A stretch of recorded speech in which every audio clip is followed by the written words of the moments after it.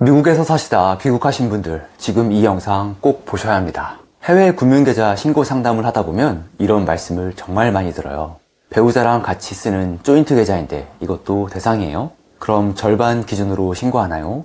미국에 LLC 세워서 부동산 투자했는데 지배하는 법인의 해외 계좌도 신고 대상인가요?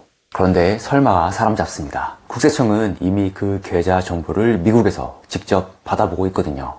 FATCA라는 제도를 통해서요. 오늘 이 영상에서 세 가지를 정확히 짚어드리겠습니다. 첫째, 국세청이 어떻게 여러분의 해외 계좌를 알게 되는지. 둘째, 조인트 계좌와 지배 법인의 계좌가 신고 대상인지, 누가 신고해야 하는지. 셋째, 해외 금융 계좌 신고를 안 하면 구체적으로 무슨 일이 벌어지는지. 그리고 영상 마지막에 실제 상담에서 가장 많이 나오는 실수 하나를 꼭 말씀드릴 테니 끝까지 봐주시기 바랍니다.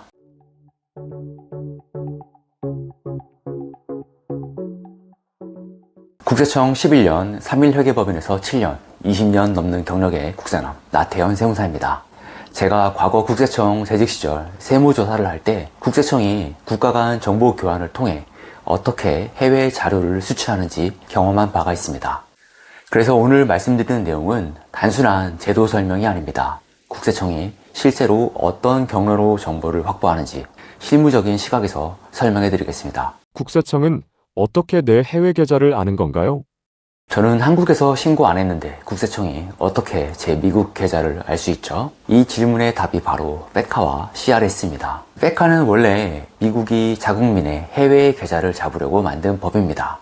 그런데 한국과 미국이 한미 FATCA 협정을 체결하면서 상호 교환 구조가 생겼습니다. 미국이 한국에 정보를 주는 대신 한국도 미국에 정보를 주는 방식입니다. 이 덕분에 미국 금융기관이 보유한 한국 거주자 명의 계좌 정보가 매년 한국 국세청으로 자동으로 들어옵니다. 여기서 끝이 아닙니다. 미국뿐만 아니라 CRS라는 다자간 금융정보 자동교환 협정도 있습니다.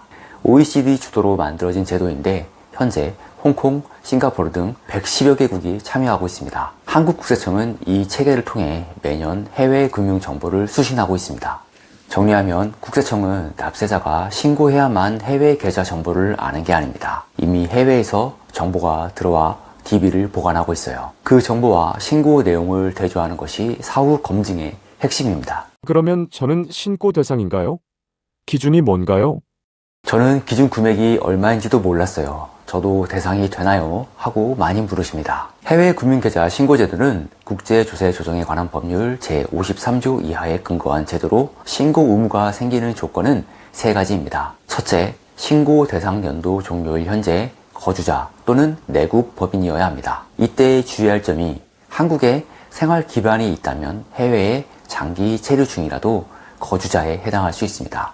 유학생 자녀의 경우도 국내 생활 관계의 객관적 사실에 따라 거주자로 판단될 수 있습니다. 또한 국내 법인이 100% 출자한 해외 현지 법인에 파견된 임직원은 해외에 거주 중이더라도 세법상 거주자로 신고 의무가 있습니다. 둘째, 해외 금융회사에 계좌를 보유하고 있어야 하는데 여기서 은행 계좌뿐만 아니라 증권계좌, 파생상품 계좌, 보험, 그리고 2023년부터는 해외 가상자산 계좌까지 포함됩니다. 코인베이스, 바이낸스 같은 해외 거래소 계좌에 보관 중인 경우 코인 누락되지 않게 주의하세요. 셋째, 신고 대상 연도의 매월 말일 중 어느 하루라도 모든 해외 금융 계좌 잔액 합계가 5억 원을 초과한 적이 있어야 합니다. 연말 기준이 아닙니다. 매월 말일 단 하루라도 합산하여 5억 원이 넘었다면 그해 신고 의무가 발생합니다. 신고 기간은 해당 연도 다음해 6월 1일부터 30일까지입니다. 조인트 계좌는요? 배우자랑 같이 쓰는 건데 둘 다 신고해야 하나요? LLC같이 투자 목적으로 가족끼리 주주로 있는 법인은 내 계좌도 아닌 법인 계좌인데 신고 대상인가요? 이 질문이 오늘의 핵심입니다. 미국에서 배우자랑 같이 조인트 계좌를 만들었는데 제 이름도 들어가 있고 배우자 이름도 들어가 있어요. 저만 신고하면 되나요? 아니면 배우자도 해야 하나요? 세법에 따르면 공동명의 계좌의 경우 각 공동명의자 전원에게 신고 의무가 발생합니다. 즉 배우자와 함께 쓰는 조인트 계좌라면 두 분 모두가 각자 신고를 해야 합니다.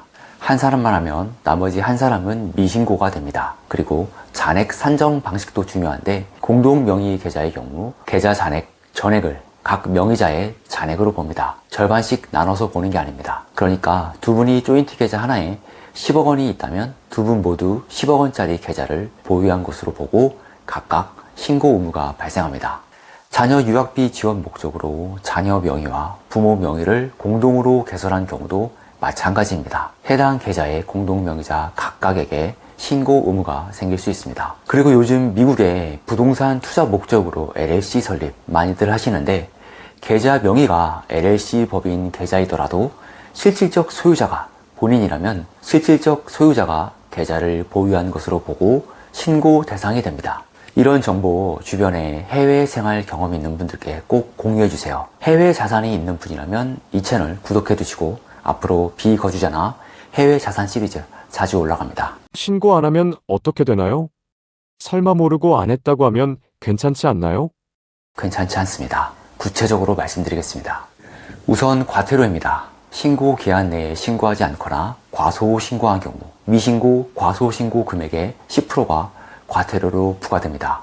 한도는 10억 원입니다. 그런데 이게 연도별로 부과됩니다. 3년을 안 했으면 3년치가 쌓입니다. 그리고 여기서 끝이 아닙니다. 국세청이 미신고자에게 자금 출처 소명을 요구할 수 있는데 소명하지 않거나 거짓으로 소명하면 미소명 금액의 10%가 추가 과태료로 붙습니다.